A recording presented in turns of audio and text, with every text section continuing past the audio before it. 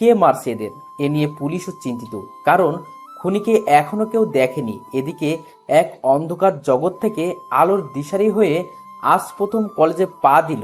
কলেজে ঢুকতেই কয়েকটা ছেলে মেয়েকে ডাকলে। আই খ্যাত ছেলে, এদিকে আয়। জি, আমাকে ডাকছেন? আশেপাশে তুই ছাড়া কেউ নেই, তাহলে তোকেই ডাকছি। আর এমন খ্যাত সেজে এসেছিস কেন, জানিস না কলেজে এসব চলে না?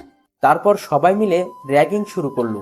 চুলগুলো সব এলোমেলো করলো, চশমাটা ফেলে দিয়ে সবাই মারতে লাগলো। ইভা বলল, থাক, অনেক হয়েছে, এবার ক্লাসে চল সবাই। ওরা সবাই চলে গেল। আমি শুধু ওদের দিকে দেখে মুচকি হেসে সব ঠিকঠাক করে ক্লাসে গেলাম। প্রথম সিটটা খালি দেখে বসে পড়লাম। ঠিক তখনই কেউ আমার কলার ধরে বলতে লাগলো, তুই এখানে বসার সাহস কেমনে পাস? এটা আমার সিট, দূর হয় এখান থেকে। ভালো করে দেখি এটা আর কেউ না, সেই মেয়েটা। আমি মুচকি হেসে পেছনে চলে গেলাম। তারপর স্যার আসলো, আমাকে অনেক অপমান করে ক্লাস শুরু করলো। সবাই আমাকে নিয়ে হাসাহাসি করলো, শুধু আমার পাশে ছেলেটা বাদে। ক্লাস শেষে স্যার চলে গেল, সবাই বের হয়ে গেল। আমার পাশের ছেলেটা বলল, তুমি আজকে নতুন? জি। আমি রাহাত, তোমাকে একটা কথা বলি, ওদের সাথে লাগতে যেও না, ওরা ভালো না। মিমের বাবা এখানকার নেতা, প্রিন্সিপাল, ওর বাবার কথায় উঠে বসে, এজন্য যখন যা মন চায় তাই করে, কেউ ওকে কিছু বলতে পারে না। ও, এই জন্য এত অহংকার? আচ্ছা, তোমার নামটা শোনা হলো না, নাম কি তোমার? মিলন আমার কেউ নাই, আমি একা থাকি, গ্রাম থেকে এসেছি। আমরা কি ফ্রেন্ড হতে পারি? মিলন মুস্কি হেসে হ্যাঁ বলল। তারপর দুজনে অনেক গল্প করে বাড়ি গেল। পরদিন আবার আগের মতো সেজে কলেজে গেলাম। কলেজের সামনে রাহাতকে দেখতে পেয়ে দুজন একসাথে কলেজে ঢুকলাম। আর তখনই মিমিমা তার বন্ধুরা ডাকলো। আই খ্যাত ছেলে, এদিকে আয়। একটা ঢোক গিলে ভয়ে ভয়ে গেলাম। আই ছোট লোক, কাল তোর শিক্ষা হয়নি, আজ আবার খ্যাত সেজে কলেজে এসেছিস? আমি মাথা নিচু করে আছি আর বললাম, দেখেন আপু, আমিও এখানে পড়তে এসেছি, আমাকে আমার মতো থাকতে দিন না। এমন করেন কেন আপনারা? কি, আমার মুখের উপর কথা বলা? সায়ন, শান্ত, তোরা ধর ওকে, একে আজ উচিত শিক্ষা দিব। বলেই আমাকে সবাই মারা শুরু করে। রাহাত আমার দিকে অসহায়ের মতো তাকিয়ে আছে। ওরা সবাই চলে গেল। আমি মুচকি হেসে রাহাতের কাছে গেলাম। সরি রে, ওরা তোকে মারলো আর আমি কিছু করতে পারলাম না। মুচকি হেসে বললাম, ধুর, তুই এসব ভাবিস না, ওসব কিছু না, ওদের পরে দেখে নিব। এখন চল ক্লাসে যাই। ক্লাসের স্যার এসে আবার আমাকে অপমান করে ক্লাস শুরু করলো। একে একে সব ক্লাস শেষ করে কলেজের মাঠে গিয়ে গল্প করতে লাগলাম। সবাই তোকে কত বাজে কথা বলে, তুই মন খারাপ করিস না, ওরা একদিন ঠিক শাস্তি পাবে। বাদ দে রাহাত, ওদেরকে পরে দেখে নিব। এখন চল বাড়ি যাই, কাজ আছে। দেখবি মানে, তোকে বারবার না করছি, একদম ওদের সাথে লাগতে যাস না। আরে এমন কিছু করব না, চল বাড়ি যাই। রাতের বেলা আবার নিজের আগের রূপে ফিরে এলো মিলন। কালো প্যান্ট, কালো জ্যাকেট, মুখে মাস্ক আর চুলে জেল দিয়ে, সাথে রিভলভার নিয়ে বেরিয়ে পড়ে রাস্তায়। এসে তার সামনে কয়েকটা কালো গাড়ি থামে। একজন এসে গাড়ির দরজা খুলে দেয়। রাজু, সব ঠিকঠাক আছে তো? হ্যাঁ ভাই, সব ঠিক আছে। খবর পেয়েছি লোকটা বিদেশে নারী পাচার করে। মিলন মুচকি হেসে বলল, আজও সঠিক শাস্তি পাবে। গাড়ি এসে একটা বাংলোর সামনে থামলো। চারদিকে ঘন জঙ্গল, ঘরের মাঝে হালকা আলো। চেয়ারে বসা লোকটার সামনে গিয়ে বসলো মিলন আর বলল, নারী পাচার করিস তাই না? আজ তো কেমন ভাবে মারবো, লোকে তোর লাশটাও দেখে ভয় পাবে। না, আমাকে মারবেন না, আমার ভুল হয়ে গেছে, আমি আর এমন করব না, মাফ করে দিন আমাকে। অসহায়ের মতো বলল লোকটা। মিলন মুচকি হেসে বলল, মাফ আর আমি? তুই তো ক্ষমা পাবার কোনো রাস্তা রাখিসনি। এই বলে কপালে একটা গুলি করলো। সেটা মাথার পেছন দিয়ে বেরিয়ে গেল। তারপর শরীরের বিভিন্ন অংশ কেটে কাটা জায়গায় মরিচের গুঁড়ো দিতে লাগলো। তারপর আরো কয়েকটা গুলি করে লাশটা থানার সামনে ফেলে চলে গেল। পরদিন সকালে আবারও কলেজে গেল আগের মতোই, খ্যাত সেজে, খুব স্বাভাবিকভাবে, যেন কিছুই হয়নি। কলেজে এসে ক্লাসে ঢুকবো। তখনই মিম ও তার বন্ধুদের ডাক পড়ল। রাগ হচ্ছে খুব, সুযোগ পেলে মেরে হাসপাতালে পাঠাইতাম। এদের এত অহংকার কই থেকে আসে? এই মেয়ে শুধু মেয়ে বলে ছাড় পেয়ে যাচ্ছে। ও এই রাহাতটাকেও আজকে দেখতে পাচ্ছি না। মনে মনে বলে, ভাবনা ভরা চেহারা নিয়ে গেলাম ওদের সামনে। আর মিম বলল, কি ভাবছিস? তোর ওই খ্যাত বন্ধুটাকে খুঁজছিস? পাবি না। ওকে তোকে নিয়ে মজা করছিলাম। ও তখন একটু লেকচার দিচ্ছিল, তাই আমরা ওকে মেরে হাসপাতালে রেখে এসেছি, যেন আমাদের মুখের উপর আর কথা বলতে না পারে। খুব রাগ হলো নিজের উপর। আমার জন্য রাহাত মার খেলো। এবার তো কিছু একটা করতেই হবে, না হলে এরা আরো বেশি এমন করবে। রাহাত কোন হাসপাতালে আছে খোঁজ নিয়ে ওর কাছে গেলাম। রাহাত আমাকে দেখে শুধু তাকিয়ে আছে। ও, এখন কেমন লাগছে তোর? এখন ভালো আছি। আমি ডাক্তারের সাথে কথা বলে রাহাতকে হোস্টেলে নিয়ে গেলাম। রাহাতকে শুইয়ে দিয়ে ওর পাশে বসে আছি। কিরে, তুই বাড়ি যাবি না? আমাদের গরিবদের আবার বাড়ি? এখন থেকে আমি এখানেই থাকবো, তোর পাশের রুমেই। তাহলে তো ভালো হলো। এখন তুই ঘুমা। আমি গেলাম রুমে। এসে একটু ভেবে শান্ত আর শায়নের ফোনে ফোন দিয়ে ওদের একটা মেয়ের কথা বলে একটা জায়গায় যেতে বললাম। আর এদিকে রাজুকে ফোন করে ওদের বাংলোতে নিতে বললাম। কথা মতো কাজ হয়েছে, এখন শুধু যাবার অপেক্ষা। সবাই ঘুমিয়ে গেছে মধ্যরাতে। ওর পোশাক পরে চুলে জেল দিয়ে রিভলভার নিয়ে বেরিয়ে পড়লো। সবার চোখ আড়ালেও রাহাতের চোখে পড়লো। এটা কি হলো? ওটা তো মিলনের রুম। তাহলে এই লোকটাকেও, তাও আবার এত রাতে ওর ঘর থেকে বেরিয়ে গেল। রাহাত মিলনের পিছু নেয়, কিন্তু বেশি দূর যেতে পারে না। মাঝ রাস্তায় একটা কালো গাড়ি এসে মিলনকে নিয়ে যায়। আর রাহাত রুমে আসে। মিলন বাংলোতে গিয়ে শান্ত আর সায়নকে ইচ্ছা মতো মেরে রাহাতকে যে হাসপাতালে ভর্তি করা হয়েছিল ওই হাসপাতালে ভর্তি করিয়ে দিয়ে গেল। পরদিন সকালে মিলন রাহাতের রুমে গিয়ে দেখে রাহাত শুয়ে আছে। কিরে, কেমন লাগছে এখন?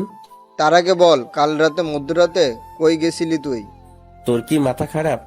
আমি মাঝরাতে কেন বের হব? আমি সব দেখেছি। দামি দামি জামা প্যান্ট পরে বেরিয়েছিলি, আর তোর ঘরেও তালা ঝুলছিল, আর মাঝ রাস্তা থেকে একটা কালো গাড়িতে উঠে গেলি। মিথ্যা বলিস না, আমি সব দেখেছি। এবার সত্যিটা বল। দেখ, তুই কাল রাতে রুমে তালা দেখেছিস, তাহলে আমি সকালে বের হলাম কি করে? আর আমি রাতে না ঘুমিয়ে কোথায় বের হব? আর কি বললি, দামি পোশাক?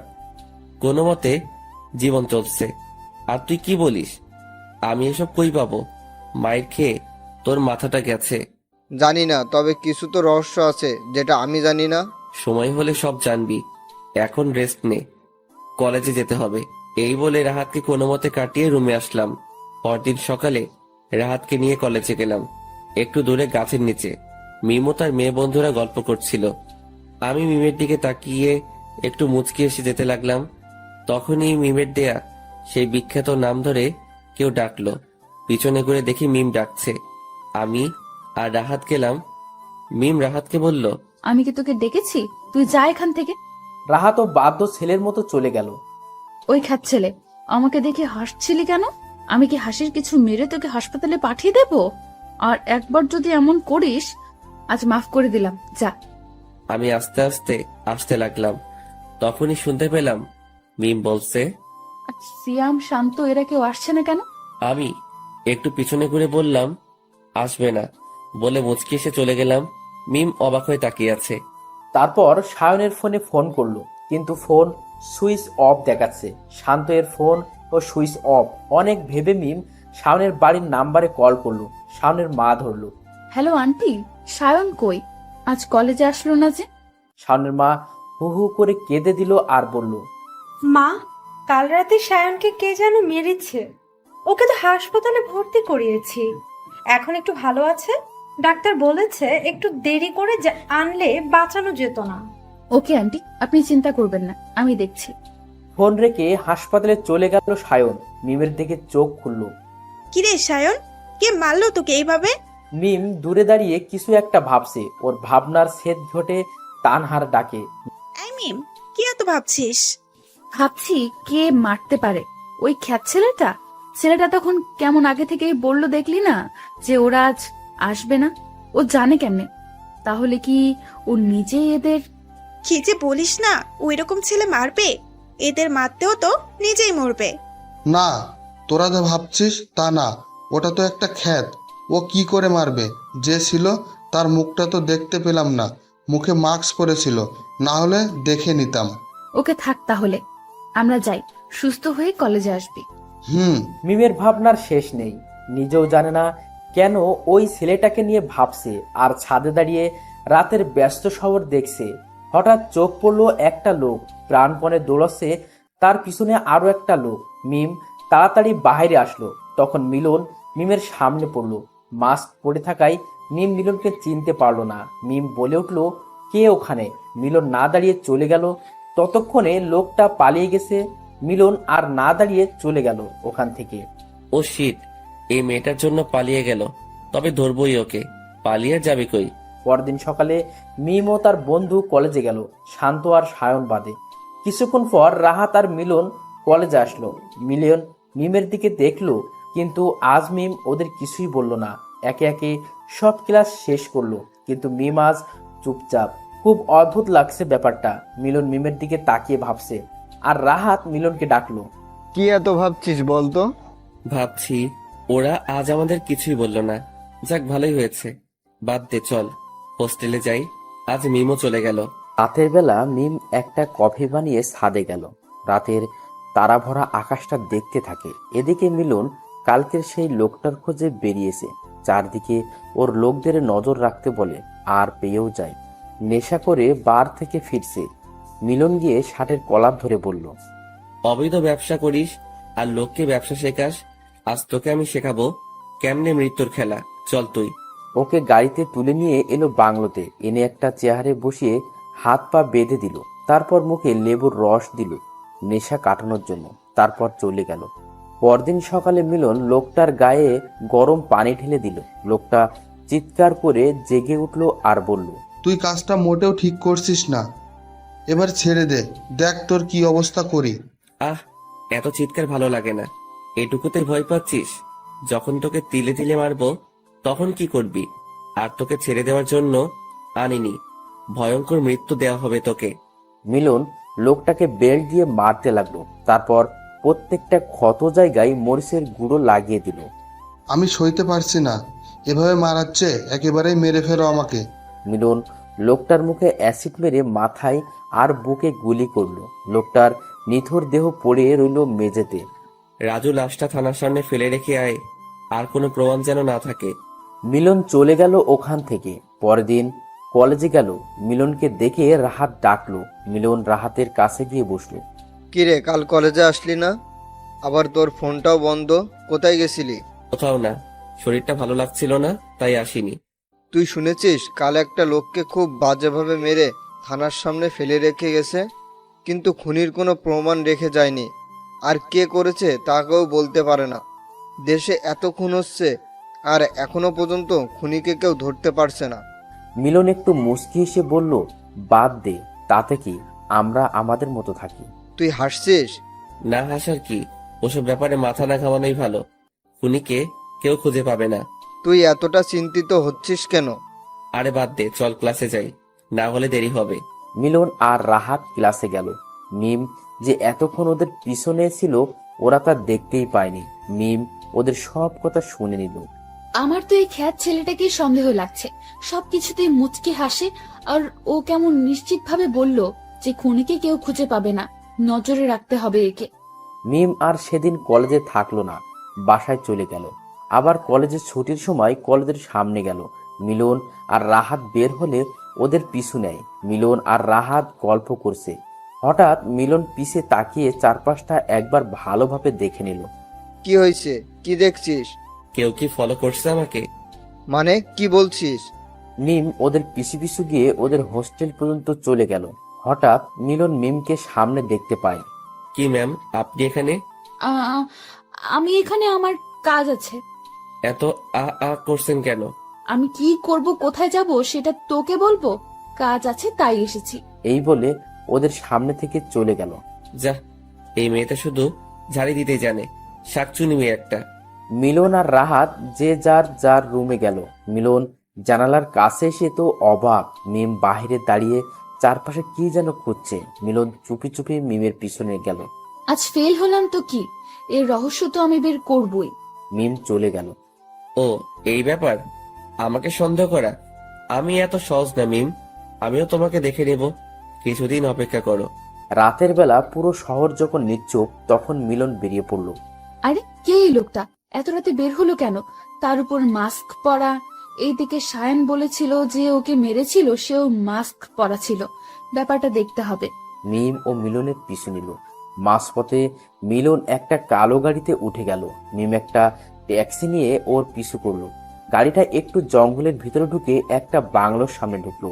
মিম আর যেতে পারলো না, আড়ালে লুকিয়ে রইল। বাংলোর ভেতর থেকে কারো আর্তনাদের শব্দ শুনতে পেল। তাহলে এই সেই খুনি, এবার তো একে আমি সবার সামনে আনবই। এই বলে ফোনটা বের করলো, আর তখনই ওর মাথার পিছনে কেউ একজন হাত ধরে ফেললো। মিম পিছনে তাকিয়ে দেখে সেই লোকটা। কি ভেবেছ ধরতে পারবো না? এত চালাকি? আমাকে ধরা এত সহজ না, বুঝলে? এখন তুমি হাড়ে হাড়ে টের পাবে আমি কে। মিমকে বাংলোতে নিয়ে গিয়ে একটা ঘরে আটকে রাখলো, অজ্ঞান করে রাখা হয়েছে। অনেকক্ষণ পর মিমের জ্ঞান ফিরলে মিম তাকে একটা বন্ধ ঘরে আবিষ্কার করে। তারপর দরজা ধাক্কাতে থাকে, কিন্তু কেউ দরজা খুলছে না। অসহায় হয়ে সেই ঘরেই বসে রইল। তারপর সকালে একজন এসে খাবার দিয়ে খেতে বলল। খাবো না আমি, নিয়ে যাও এগুলো, আমি বাড়ি যাব। বের করো আমাকে এখান থেকে।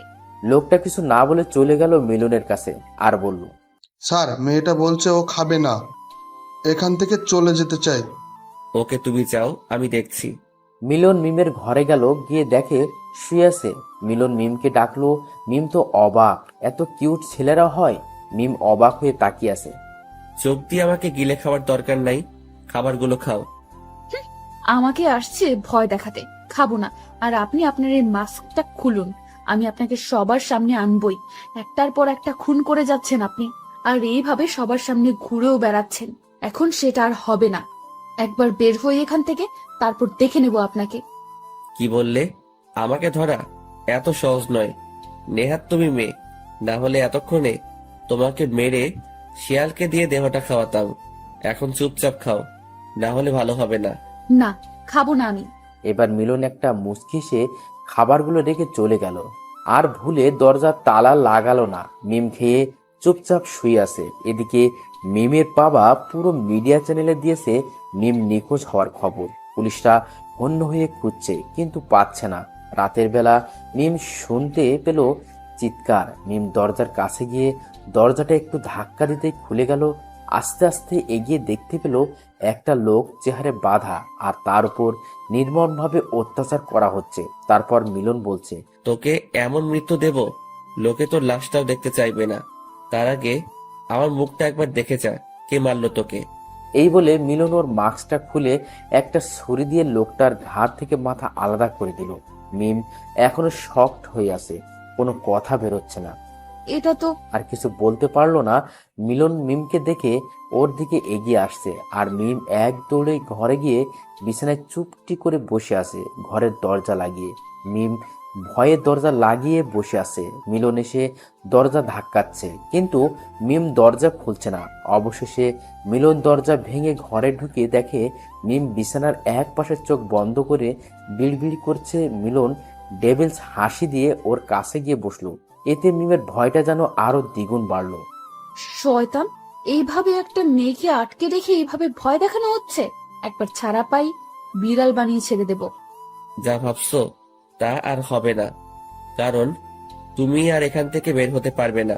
ইচ্ছে করলে সবার মতো তোমাকেও একেবারে মারতে পারি, কিন্তু না, তুমি আমাকে অনেক জ্বালিয়েছো, তোমাকে তিলে তিলে মারবো। এই বলে মিলন মিমকে টেনে বাথরুমে নিয়ে ঝর্ণা এর নিচে রেখে ঝর্ণা ছেড়ে দিয়ে বলল, এখানে এভাবে ভিজতে থাকো যতক্ষণ আমি না বলছি বের হবে না। এই ঠান্ডায় আপনি যতক্ষণ বলবেন আমি ততক্ষণ এখানে দাঁড়িয়ে থাকবো। পাগল আপনি?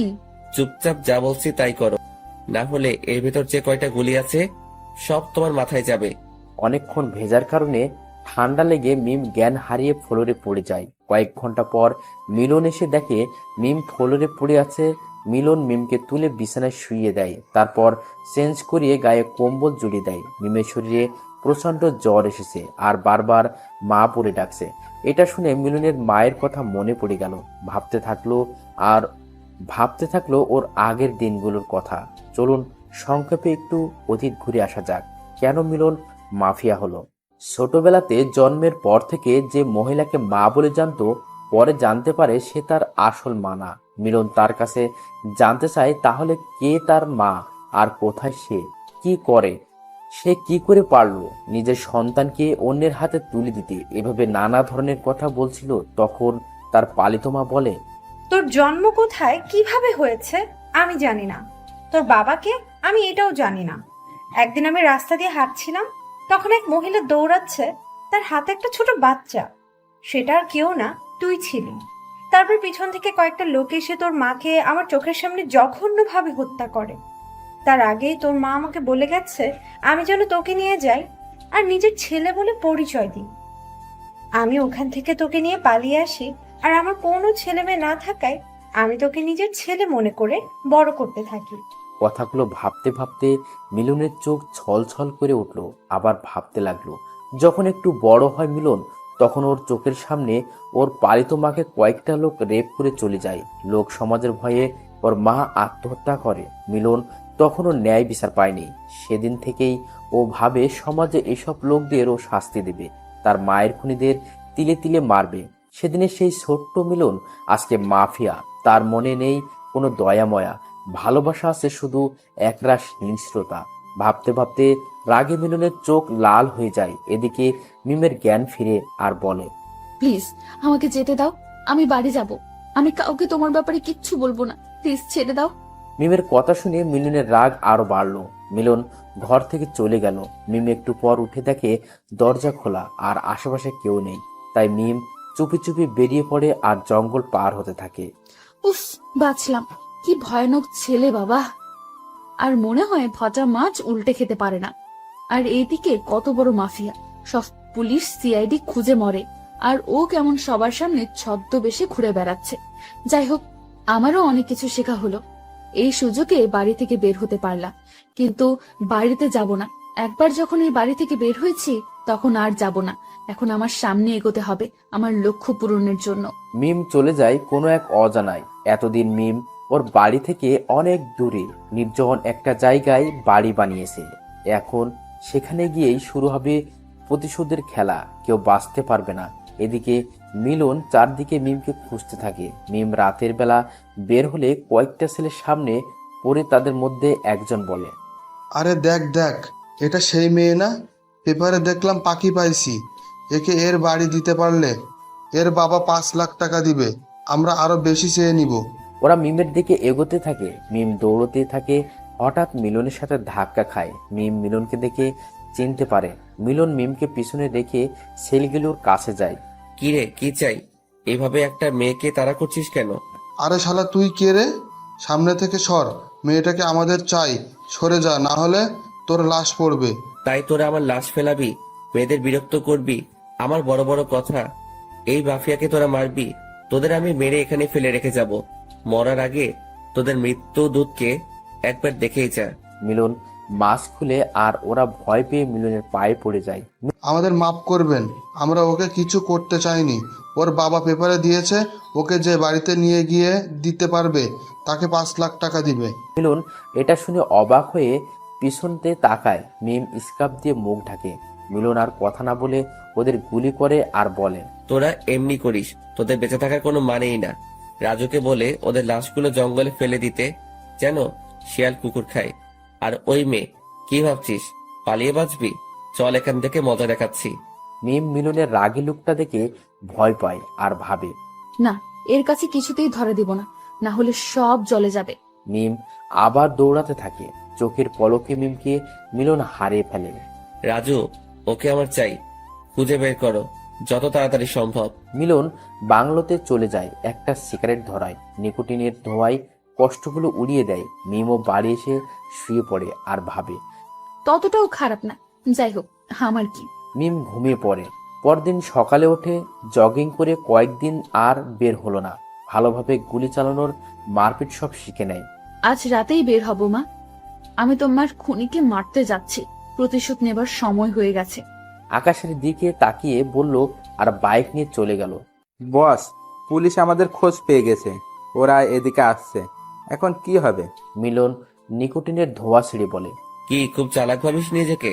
পেছন দিক দিয়ে ছুরি মারবি আর আমি বুঝতেও পারবো না? এটা কেমনে সম্ভব? এত সহজে মাফিয়া হয়নি, বুঝলি? তুই বেইমানি করেছিস, বেইমানিদের আমার কাছে কোনো মাফ নেই। মিলন বাকি গার্ডদের বলে ওকে ক্রস ফায়ার করতে। ওরা ওকে মারে, নিমিষে রক্ত দিয়ে ভেসে যায়।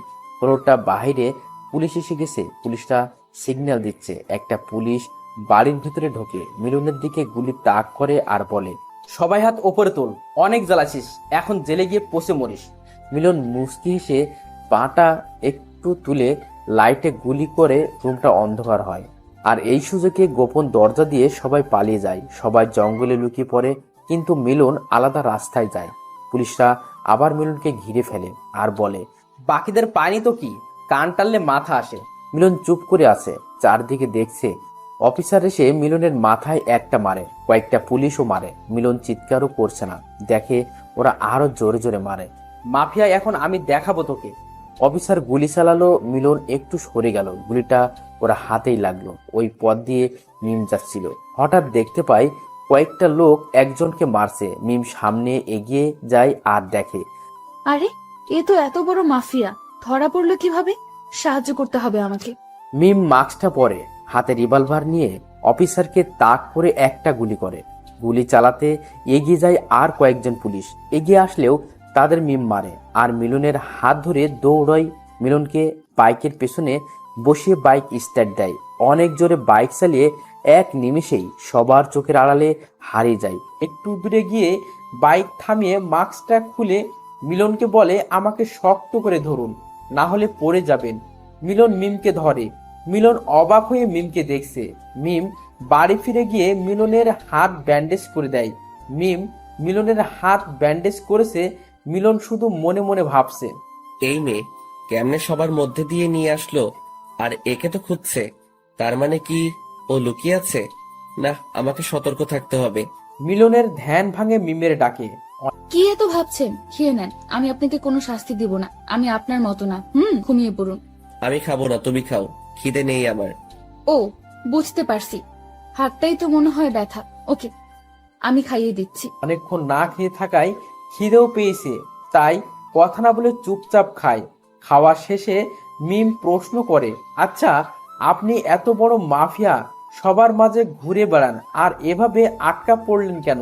সবচেয়ে বড় কথা, এই জগতে নামলেন কেন? পড়াশুনো করে তো নিজের জীবন গুছিয়ে নিতে পারতেন। মিলন মিমের কথা শুনে আগের কথা মনে পড়ে যায় আর অনেক রাগ হয়। মিম সেটা বুঝতে পারে। এই মেয়ে, তোকে আমি এত কথার জবাব দিতে রাজি না, বুঝলি? রাতটা পার করে সকালে চলে যাব, এখন শান্তিতে থাকতে দে।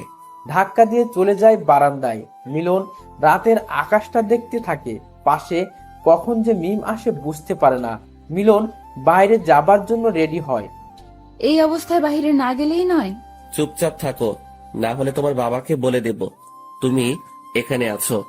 মিলন বেরিয়ে যায়। রাজু আর ডনকে ফোন করে জঙ্গলে আসতে বলে। ওরা আসলে ওদের বলে, সবকটা পুলিশকে আমার এখানে চাই, যারা আমার গায়ে হাত তুলেছে। ওকে বস। ওরা চলে যায়, এক একজন এক এক দিকে। এখন সবাই জেনে গেছে ওরা মিলনের লোক, তাই পুলিশগুলো ওদের দেখে পিছু নেয় আর ওরা জঙ্গলে দৌড়ে আসে। জঙ্গলে আসলে একটা ওদেরকে ঘেরাও করে। রাজু আর ডন ওদের থেকে গুলি নেয়। খালি হাতে দাঁড়িয়ে আছে সামনে। মিলন হুড্ডি পরে সিগারেট মুখে নিয়ে ধোঁয়া ছাড়তে ছাড়তে ওদের কাছে আসে, বলে, অফিসারটা কই? বস, ওকে আনতে পারিনি, আপনি চিন্তা করবেন না, ওকে পেয়ে যাবেন। তোরা আমাকে মারছিস, মিলনের এত সহজে মরণ নাই।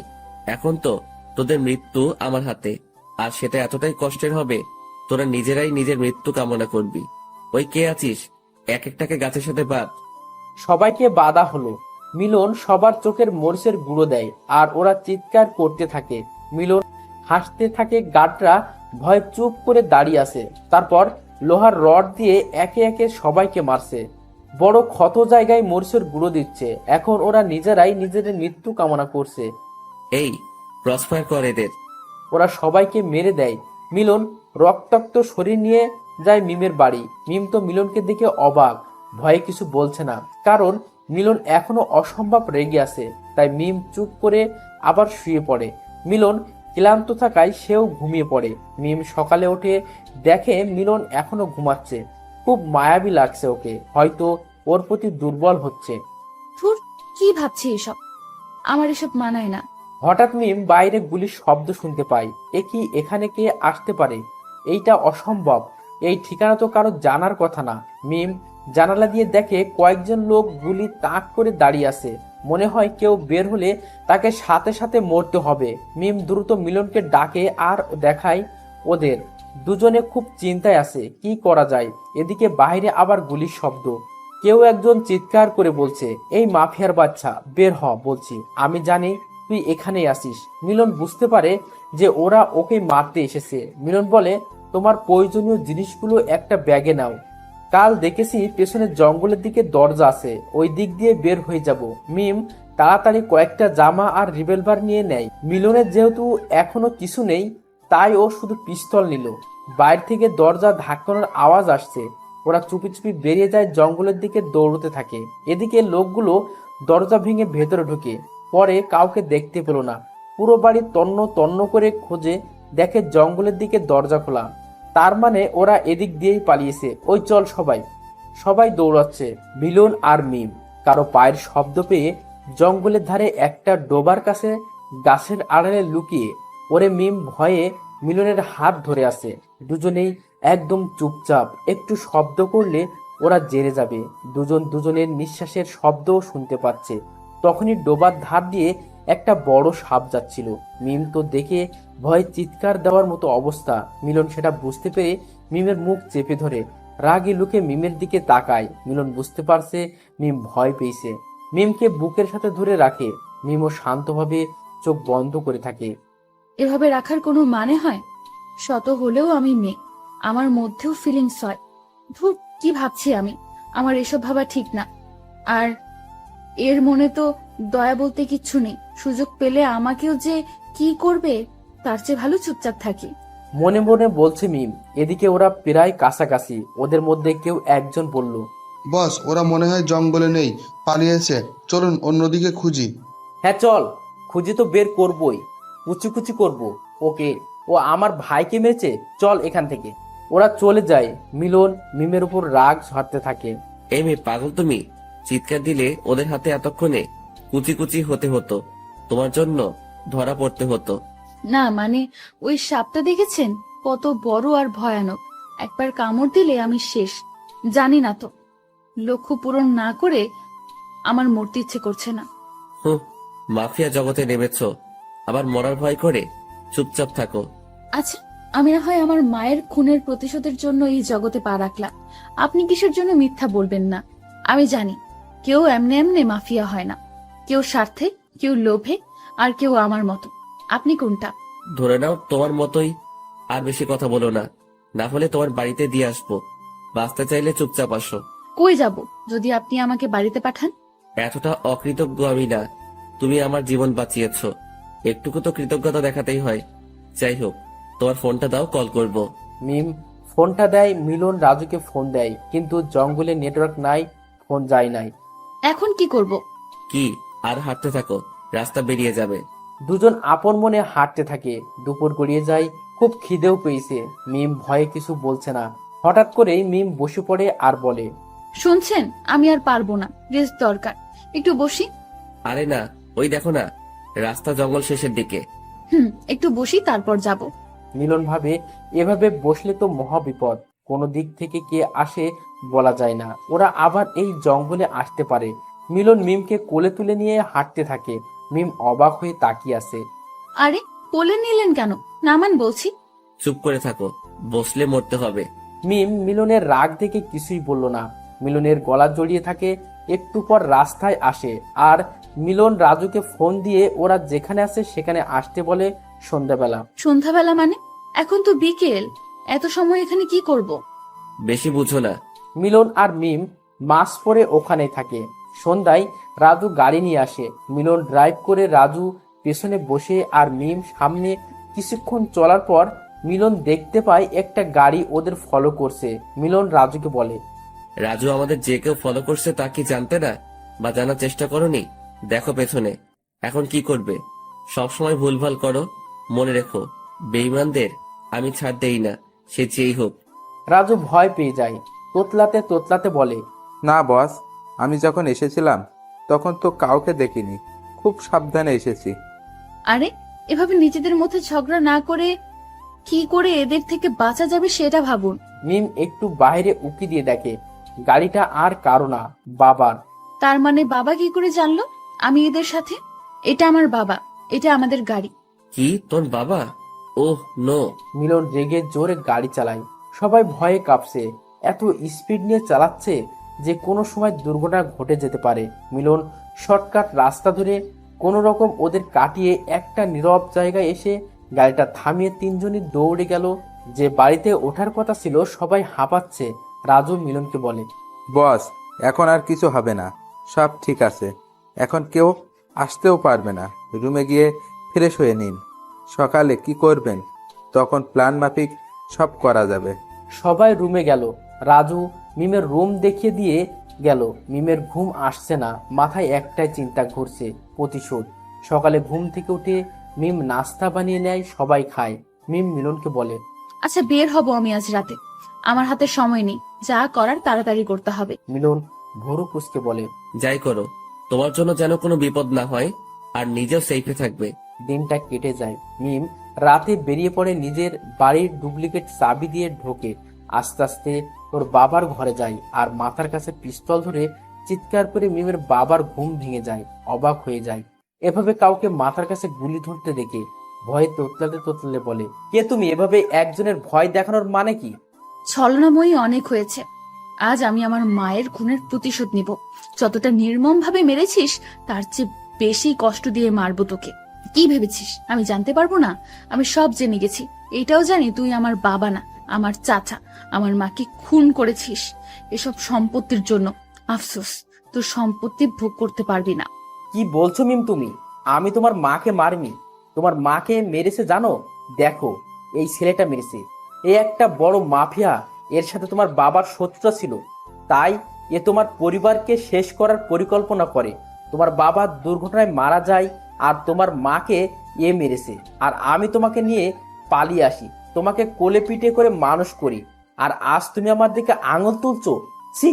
মিস্টার হাসান সব এমনভাবে গুছিয়ে বলল যেন আগে থেকেই জানতো এমনটা হওয়ার কথাই ছিল। মিম তো কিছু বলতে পারছে না। ছবিটা যে আর কারো না, মিলনের। কাকে বিশ্বাস করবে? মাফিয়া মিলনকে না তার চাচাকে? মিলন তো সত্যি অনেক বড় মাফিয়া, মারতেও পারে। আর এ তো আমার চাচা, বড় চাচা, আমাকে মিথ্যা বলবে না। মিম, তুমি আমার বাড়ি থেকে বেরিয়ে যাও, তোমার মতো মেয়ে দরকার নেই। আর যদি এসব ভাবনা ছাড়তে পারো তবে ফিরে এসো আমার আগের মিম হয়ে।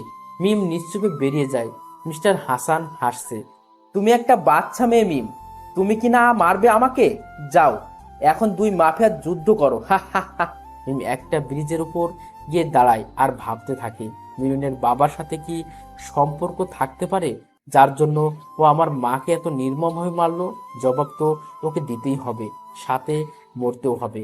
মিলন ওই রাস্তা দিয়ে যাচ্ছিল, পেছনে গার্ডটাও আসে। মিলন গাড়ি থামিয়ে মিমের কাছে যায়। মিম কাঁদছে। কাদার কি কোনো জায়গা নেই? জায়গাটা সেফ না। যার জন্য বের হয়েছিলে কাজ শেষ হয়েছে না বাকি আছে? আমি কি হেল্প করব? মিমের রাগ উঠছে, মিলনের দিকে তাকাতেই পারতেছে না। শত হলেও মেয়ে মিলনের জন্য একটু হলেও মনে জায়গা দিয়েছে, হয়তো তার জন্য মিলনকে মারতে এত কষ্ট পাচ্ছে। কি হয়েছে? আমার দিকে তাকাও। কি হয়েছে বলো, আমি সমাধান করার চেষ্টা করব। মিম মিলনের দিকে এক নজর তাকিয়ে পকেট থেকে পিস্তল বের করে মিলনের বুকে দুটো গুলি করে। মিলন মিমের দিকে এখনো তাকিয়ে আছে, মুখ দিয়ে একটাই আওয়াজ বের হয়, কেন করলে মিম? কি আমার অপরাধ? মিম ব্রিজ থেকে ধাক্কা দিয়ে ফেলে দেয় আর চিৎকার করে কাঁদতে থাকে। মিমের পাশে রাজু এসে হাসতে থাকে আর বলে, মিম ম্যাম, আপনি এতদিনে আমার মনের আশা পূরণ করলেন। আমার কতদিন প্ল্যান ছিল ওই শয়তানটাকে মারার, পাচ্ছিলাম না। এখন ওর সব সম্পত্তি আমার। মিম অবাক হয়ে রাজুর কথা শুনছে। তার মানে রাজু বেইমানি করতে যাচ্ছিল? রাজু দেরি না করে চলে যায় গার্ডদের নিয়ে মিম ওখানে দাঁড়িয়ে কাঁদতে থাকে আর বলে, মা, আমি তোমার প্রতিশোধ নিয়েছি। নিজের অনুভূতিটা বিসর্জন দিয়ে রাজু সব গার্ডদের নিয়ে চলে যায়। মিমও চলে যায়। কাঁদতে কাঁদতে প্রত্যেকটা নিউজ চ্যানেলে দেখাচ্ছে দেশের সবচেয়ে বড় মাফিয়া অবশেষে খুন হলো কোন এক মুখোশধারীর কাছে। কে এই মুখোশধারী যে এই অসাধ্য সাধন করলো? সে যেই হোক না কেন, তাকে আন্তরিকভাবে জানাই আমাদের সকলের শুভেচ্ছা। সেদিনের পর থেকে মিম নিজেকে গুটিয়ে নেয়, নিজের মনে ভাবতে থাকে, কিছু একটা ভুল হয়েছে। এভাবে মিলনকে খুন করা ঠিক হলো না। হয়তো এমন সত্যি আছে যেটা আমি জানি না। আমি কেন সত্যিটা যাচাই করলাম না? আমি যখন সত্যি একা থাকতে পারছি না, মনে মনে যে আমি তোমাকে ভালোবাসি, জানি তুমি কোনোদিন ফিরবে না, কারণ আমি নিজের হাতে তোমাকে শেষ করেছি। এদিকে রাজু মিলনের সব সম্পত্তি নিজের নামে করে নেয়। এখন মিলনের পুরো গ্যাংটা রাজু চালায়। খুশি মনে আর বলতে থাকে, কি হলো তোর মাফিয়া? তুই আমাকে হুকুম করতি, আজ দেখ আকাশের তারা হয়ে দেখছিস, কিন্তু কিছু করতে পারছিস না। তোর সাম্রাজ্য এখন আমার। দেখবি এখন আমি হব এই দেশের মাফিয়া। লোকে আমাকে দেখে ভয় পাবে। এদিকে রেহানা তাদের ছেলেকে নিয়ে ব্যস্ত হয়ে পড়েছে। আজ 8 মাস পর তাদের ছেলে একটু একটু করে নড়ছে। রেহানা বেগম ডাক্তারকে ডাকে, রোহান সাহেবকে খবর দেয়। ডাক্তার চেক আপ করে বলে, আপনারা বিচলিত হবেন না, রোগী এখন সুস্থ আছে, রোগীকে একা থাকতে দিন, উনি সুস্থ হবেন। রোহান সাহেব বাইরে গেলেন ডাক্তারের সাথে কথা বলতে। রেহানা বেগম তার ছেলের পাশে বসেন। বাবা, তুই জেগে উঠেছিস? উঠ বাবা, দেখ আমি তোর মা। একবার মা বলে ডাক আমাকে, কথা বল আমার সাথে। তুই আমার ছেলে, আজ থেকে তোর নাম দিলাম আবির। তুই আমার আবির। আবির শুধু ভাবছে, কি থেকে কি হলো কিছুই বুঝতে পারছি না। এরা কারা? আমাকে আবির ডাকে কেন? আপনারা কারা? আমি এখানে থাকবো না, অনেক কাজ আছে, আমার যেতে দিন। আমাকে আমার এই পৃথিবীতে কেউ নেই, আমি একা। আমি এখানে কি করে এলাম জানি না, তবে আমাকে সুস্থ করার জন্য আপনাদের ধন্যবাদ। এ কি, উঠতে পারছি না, শরীরে এত ব্যথা কেন? আহ! তুমি এখনো পুরোপুরি সুস্থ নও। সুস্থ হও, তোমাকে সব জানানো হবে। ডাক্তার বলেছে উত্তেজিত না হতে, রেস্ট করো। রেহানা, তুমি ওর খেয়াল রেখো, কোনো সমস্যা হলে আমাকে বলবে। আমি গেলাম। কয়েকদিন আবির পুরোপুরি সুস্থ হয়ে যায় রোহানা বেগমের যত্নে। আবিরকে ছেড়ে দেওয়া হয়। রোহানা বেগম আবিরকে বাড়িতে নিয়ে যায়, খাইয়ে দেয়। রাতে আবির বের হবার জন্য তৈরি হয়। রুম থেকে বেরিয়ে ওদের দুজনকে দেখতে পায়। রোহানা বেগম বলে, রাতে কোথায় যাচ্ছ? তুমি রুমে যাও এখন। ওহ, আমি কতবার বলবো আমি আপনাদের ছেলে না। আমার আসল পরিচয় জানলে নিজেরাই আমাকে বের করে দিবেন, তাই আগে চলে যাচ্ছি। দেখো বাবা, তোমাকে আমরা নিজের ছেলের মতো করে এতদিন দেখেছি। তুমি কি জানো, তুমি 7টা মাস কোমায় ছিলে। তোমাকে আমরা নদীর ধারে পাই, রক্তাক্ত শরীর নিয়ে। জ্ঞান ছিল না তোমার। আমরা নিজের ছেলে মনে করে বাঁচিয়েছি। অনেক আগে আমরা আমাদের ছেলেকে হারিয়েছি। আর এখন তুমিও যদি যেতে চাও, যেতে পারো আবির। আবির বলে ডাকবেন না, খুব রাগ হয় আমার। আমার একটা নাম আছে, সেই নামে ডাকবেন। আমার নাম মিলন। আমি এ দেশের মাফিয়া। কেউ একজন আমার সাথে বেইমানি করে আমাকে মেরেছে, শাস্তি তো তাকে পেতেই হবে। ছাড়বো না আমি তাকে, যেখানে থাকুক খুঁজে বের করবই। মিলনের কথা শুনে রোহান সাহেব আর রোহানা বেগম অবাক হয়। যাকে নিজেদের ছেলে মনে করলো সে কিনা দেশের মাফিয়া। তাহলে সেদিন নিউজ চ্যানেলে এর মৃত্যুর খবর বলেছিল। মিলন নিজের রাগ কন্ট্রোল করে বলে, আপনি চিন্তা করবেন না, আমি আপনাদের কোনো ক্ষতি করব না। আর আপনি তো আমাকে মায়ের মতন আদর করেছেন, আজ থেকে আমি আপনাকে মা বলেই ডাকবো। কিন্তু আপনাকে বাবা বলতে পারবো না, বাবা নামটাকে আমি সহ্য করতে পারি না। মা, আমি আসছি, কিছু কাজ আছে, তুমি চিন্তা করো না, আমার কিছু হবে না। রোহানা বেগম মিলনকে জড়িয়ে ধরে কাঁদে আর বলে, বাবা, তুই যেই হ, তুই আমার ছেলে। তোর কোনো ক্ষতি হবে না, মায়ের দোয়া যে তোর সাথে। মিলন মুচকি হেসে বেরিয়ে যায়। মিম কয়েকদিন পর পর চলে আসে সেই ব্রিজে যেখানে মেরেছিল নিজের ভালোবাসাকে। আজও এসেছে। আর মিলনও চলে যায় সেখানে যেখান থেকে ওর স্বপ্নের শেষ হতে চলেছিল। সেখানে গিয়ে দেখে একটা মেয়ে অঝরে কাঁদছে। মিলন একটু কান খাড়া করে শুনতে পায়, তুমি তো আকাশের তারা হয়ে গেছো, দেখতে পাও আমাকে? আমাকেও নিয়ে যাও, আমি একা থাকতে পারছি না। ভালোবাসি তোমাকে, জানি না কেন মারলাম আমি। সত্যি না জেনে, আর সেই সত্যি আজও আমার কাছে অজানা। মিম এখানে। ভালোবাসো তোমায়, তো শাস্তি পেতে হবে, তিলে তিলে মারবো তোমাকে বেইমান একটা। মিলন পেছন থেকে বলে, তোমার ভালোবাসা দরকার নেই, বেইমান তুমি একটা, তার শাস্তি তোমাকে পেতেই হবে। আমি ফিরে এসেছি। মিম আশেপাশে তাকিয়ে দেখে কেউ নেই। কে ছিল তাহলে? কে বললো কথাটা? এটা তো মিলনের গলা। তবে কি ও সত্যি ফিরে এসেছে? কিন্তু কিভাবে সম্ভব? আমি যে নিজের হাতে ওকে। মিলন চলে যায় তার নিজের এলাকায়, খোঁজ খবর নেয়, বেশি কিছু জানতে পারে না। চলে যায় বাড়িতে, নিজের ঘরে গিয়ে ভাঙচুর করে। শব্দ শুনে রোহানা বেগম আসে। কি হয়েছে? কি করছিস? চুপ কর। মা, আমি কি করে শান্ত থাকি? বেইমানি করলো আমার সাথে, যাদের আমি এই সমাজে সম্বল করে দিয়েছি, আজ সবাই আমার সাথে বেইমানি করলো। কারো রেহাই হবে না। তুমি জানো মা, আমার বাড়ির দারোয়ান কাকা আমার বিরুদ্ধে আজ, ওর জন্য কি না করিনি। সত্যি আমার কেউ নেই। তুমি যাও, আমি ঠিক আছি, একদম ঠিক আছি। রেহানা বেগম মিলনের রাগ দেখে আর কিছু না বলে চলে যায়। মিলন 1 ঘন্টা ধরে শাওয়ার নিয়ে নিজের রাগ কন্ট্রোল করে রুমে এসে শুয়ে পড়ে। পরের দিন মিলন সারাদিন উঠে না শুয়েই থাকে। রেহানা বেগম এসে অনেক ডাকাডাকি করে, তবুও ওঠে না। বিকেলে উঠে ফ্রেশ হয়ে নিচে গিয়ে রেহানা বেগমকে ডাকে। রেহানা বেগম ছেলের ডাক শুনে আসে তাড়াতাড়ি, মিলনকে খেতে দেয়। মিলন খেয়ে মায়ের থেকে বিদায় নিয়ে বেরিয়ে পড়ে। হঠাৎ একটা ছেলের সাথে ধাক্কা খায় মিলন। দেখতে পায় ছেলেটি আর কেউ না, রাহাত।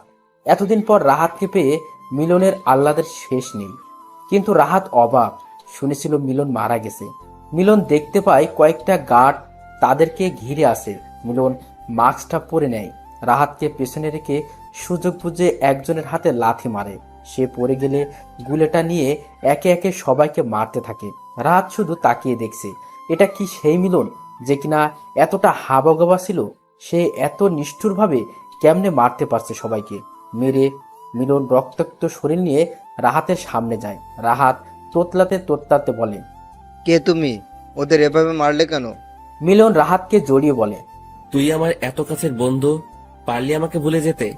আমি মরিনি, আবার ফিরে এসেছি প্রতিশোধ নিতে।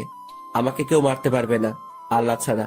এবার বল, ওরা তোকে তাড়া করছিল কেন? কলেজে তুই সবসময় আমার সাথে থাকতি। তুই জানিস রাজু ভাই তোর সাথে বেইমানি করেছে, আমাকে সব বলেছে। ওদের সন্দেহ তুই বেঁচে আছিস। কাল রাতে কে একজন নাকি তোর মতো কাউকে দেখেছে, তাই ওরা আমাকে তুলে নিয়ে যায়। আমি কোনো মতে ওখান থেকে পালিয়ে আসি। শেষমেশ রাজুও আমার সাথে এমন করলো, শাস্তি তো ও পাবেই। সামান্য সম্পত্তির জন্য বেইমানি। রাহাত, তুই কোনো টেনশন করিস না, তুই আমার সাথে চল। আমি যেখানে থাকি তুইও সেখানে থাকবি। আজ থেকে তুই আমার ভাই। যাওয়ার পথে সেই ব্রিজে থেমে যায়। দুজনে গল্প করতে থাকে। হঠাৎ রাহাত দেখতে পায় মিমকে। রাহাত মিলনকে বলে, দেখ ভাই মিম, সবাই তো ভাবছে ও মরে গেছে। আজ 1 বছর হলো, আজও কেউ ওর খোঁজ পায়নি। এ সত্যি মিম তো নাকি ভূত? আরে না, এটা মিম, আমি বলছি তোকে। ঘটে যাওয়া ঘটনা সব রাহাতকে বলে। ওরা দূর থেকে মিমকে দেখছে, আর মিম আকাশের দিকে তাকিয়ে তারার সাথে কথা বলছে আর কাঁদছে। মিলন রাহাতকে নিয়ে লুকিয়ে বলে, কেঁদে কোনো লাভ নেই ম্যাম, যে ভুল আপনি করেছেন তার শাস্তি পাবেন। মিম এই কথা শুনে চারদিকে শব্দের ঠিকানা খুঁজতে থাকে, কিন্তু কাউকে পায় না। কি হচ্ছে আজকাল আমার সাথে? কি করে সম্ভব এটা? আমি কি পাগল হয়ে গেলাম? মিম পেছনে তাকিয়ে দেখে মিলন দাঁড়িয়ে আছে। মিম এক ঝটকা খায়, শুয়ে দেখে সত্যি তো এটা মিলন। কিন্তু কেমনে সম্ভব? আমি তো নিজের হাতে। মিম মিলনকে জড়িয়ে ধরে। মিলন মিমকে এক ঝটকায় সরিয়ে দেয়, একটা চড় মারে। কি অবাক হচ্ছে তাই না? আমি এখনো বেঁচে আছি, মরিনি। এত সহজে আমার মরণ নেই, মরতে তো তোমাকে হবে আমার হাতে। মিম মিলনের কথা শুনে ভয় পায় আর বলে, দেখো, আমি যেদিন থেকে তোমাকে হারিয়েছি আমিও ভালো নেই। প্রতিটা মুহূর্তে শেষ হচ্ছি। ভালোবেসে ফেলেছি তোমাকে। মনে পড়ে সেদিন জঙ্গলে আমাকে বুকে টেনে নিয়েছিলে? এক ছাদের নিচে থাকা আমি ভুলতে পারিনি। এসব ভালোবাসা আমাকে দেখাতে আসবে না। আমি একজন মাফিয়া, আর মাফিয়াদের মনে কোনো দয়া মায়া থাকে না, যেমনটা তোমার ওই দিন ছিল না। তোমার জন্য আমার 7-7টা মাস শেষ হয়ে গেছে। তোমাকে আমি ছেড়ে দেবো ভাবছো? তিলে তিলে মারবো। মিমকে টানতে টানতে নিয়ে যাই। মিলনের একটা গোপন জায়গা যেটা ও কাউকে বলেনি। মিলন মিমকে স্টোর রুমে ধাক্কা মেরে রেখে দরজা লাগিয়ে দেয়। দারোয়ানকে বলে প্রত্যেক বেলা ঠিক সময়ে খাবার দিতে, কোনো রকম বেইমানি করলে মরতে হবে। রাহাতকে নিয়ে চলে যায় মায়ের বাড়িতে। রাত 2টো, রেহনা বেগম এখনো জেগে আছে। তার ছেলে যে এখনো ফেরেনি। হঠাৎ দরজায় আওয়াজ শুনে রেহানা বেগম দৌড়ে দরজাটা খুলে দেয়। মিলন রাহাতকে নিয়ে ভেতরে ঢোকে। রেহানা বেগম মিলনকে দেখে অবাক, সারা শরীরে রক্তের দাগ। মিলনকে বলে, বাবা, তোর শরীরে এত রক্ত কেন? কোথায় গিয়েছিলি তুই? মা, তুমি তো জানো আমি একজন মাফিয়া। এটা আমার কাছে কিছু না। একে দেখছো? এ হলো আমার বন্ধু রাহাত। ওকে মারতে চাইছিল, তাই আমি ওদেরকে মেরে দিয়েছি। আজ থেকে ও আমার সাথে থাকবে, যদি তুমি বলো। ঠিক আছে, তুই আমার ছেলে, আর ছেলের কথা কি মা ফেলতে পারে? তোর এই অবস্থা, তোর বাবা দেখার আগে কাপড় পাল্টে আয়, আমি খেতে দেই। ততক্ষণ আমি রাহাতের সাথে গল্প করি। এদিকে মিম কেঁদেই যাচ্ছে। ঘরটা ধুলোয় ভরা, বারবার হাসি আসছে। হালকা আলোর একটা বাল্ব চলছে। ভাঙা একটা জানালা। মিম জানালার কাছে গিয়ে দাঁড়ায়। রাতটা নির্ঘুমে কেটে যায়। এদিকে মিলন যেন মিমকে আটকে শাস্তি পাচ্ছে, শান্তির ঘুম দেয়। পরদিন খুব ভোরে কাউকে না জানিয়ে বেরিয়ে পড়ে। রাস্তায় মিমের বাপকে দেখে ফলো করে। এ কি মনে হচ্ছে? এটা আমার বাড়ির রাস্তা, কিন্তু আমার বাড়িতে তো এখন রাজু থাকে। রাজুর সাথে মিমের বাবার কি কাজ জানতে হচ্ছে। মিলন তাড়াতাড়ি একটা রিমোট কন্ট্রোল ছোট হেলিকপ্টারে সিসি ক্যামেরা লাগিয়ে বাড়ির মধ্যে ঢোকায়। দেখতে পাই মিস্টার হাসান রাজুর কাছে গিয়ে কুশল বিনিময় করে বলে, রাজু, তোমাকে অনেক অনেক ধন্যবাদ। তোমার জন্য আমার প্ল্যান সম্পূর্ণ হয়েছে। তুমি সব সময় সঠিক সময় আমাকে খবর না দিলে বুঝতাম না ওই মাফিয়ার বাচ্চা কখন কি করে। মিমের মাকে আমি মেরেছি, আর কত সহজে মিমকে বোকা বানিয়ে মাফিয়াটাকে দুনিয়া থেকে সরালাম। তার জন্য নাও এই 1 কোটি টাকা, তোমার জন্য আমার পক্ষ থেকে ছোট উপহার। রাজু খুশি মনে টাকা নিয়ে বলে, ধন্যবাদ, দেবার কিছু নেই। আমার জন্য আপনার ভালো হয়েছে, আর আপনার জন্য আমার ভালো হয়েছে। বুদ্ধির দ্বারা মিলনকে খুন করে আজ আমরা দুজনে সফল। মিলন সবটা শুনে অবাক। তার মানে এদের দুজনের চক্রান্ত না? এর শেষ আমাকে দেখতে হবে। মিমের কাছে যায় মিলন। গিয়ে দেখে সত্যি মেয়েটার করুণ অবস্থা। মুখের দিকে তাকানো যায় না, শুকিয়ে কাঠ হয়ে গেছে। মিম মিলনকে দেখে অপর পাশে মুখ নিয়ে চুপ করে থাকে। মিলন মিমকে বলে, আমি সব সত্যি জেনে গেছি।